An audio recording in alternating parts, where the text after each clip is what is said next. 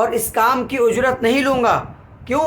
کیونکہ اللہ تعالیٰ نے فرمایا ہے کہ جو انسان میری رضا کے لیے دو بھائیوں میں صلح کرے تو اس کا اجر میں دوں گا، میں آپ سے اس کا اجر نہیں لے سکتا۔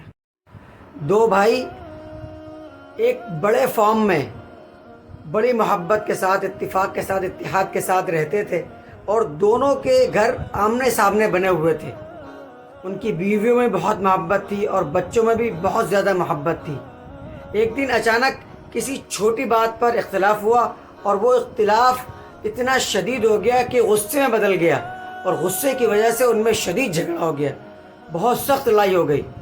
چھوٹے بھائی نے کیا کیا، غصے میں آ کر کے اس نے دونوں گھروں کے بیچ میں ایک کھائی کھدوا دی، بہت بڑی کھائی کھدوائی، اور بغل میں ایک نہر تھی، اس کا پانی چھڑوا دیا اس میں، کہ تاکہ ایک دوسرے کے گھر جانے کا راستہ ہی بند ہو جائے، کوئی دوسرے کے گھر جا ہی نہ پائے۔ یہ دیکھ کر کے بڑے بھائی کو غصہ آیا، اس نے کیا کیا، اس نے مستری کو بلوایا اور اس سے کہا کہ تجھے جتنی اجرت چاہیے، جتنا پیسہ چاہیے میں تجھے دوں گا، لیکن صبح تک، شام کا وقت تھا، صبح تک مجھے یہاں سے یہاں پر ایک 8 فٹ کی دیوار اونچی چاہیے، تاکہ میں اپنے بھائی کو دیکھوں، نہ اپنے بھائی کے گھر کو دیکھوں، نہ اس کے بیوی بچوں کو دیکھوں۔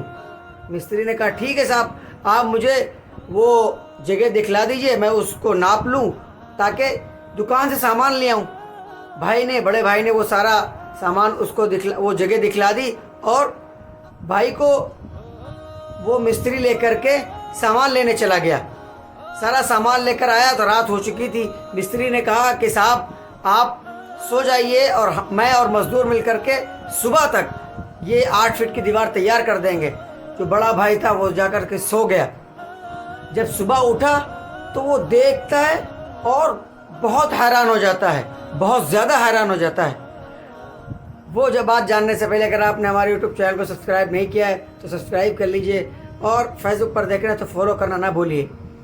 بھائی تو اٹھا تھا ایک 8 فٹ کی اونچی دیوار دیکھنے کے لیے، لیکن دیکھتا کیا ہے کہ وہ کھائی پر پل بنا ہوا ہے، اور پل کے دوسرے کنارے پر چھوٹا بھائی کھڑا ہوا ہے، اور اس کی آنکھیں گیلی ہیں، اس کی آنکھ میں آنسو ہیں، اور وہ یہ سوچ رہا ہے کہ میں نے اپنی بہت بڑی غلطی کی، اپنے بھائی کے گھر کے بیچ میں ایک کھائی کھدوا کر کے اس میں پانی چھوڑ دیا۔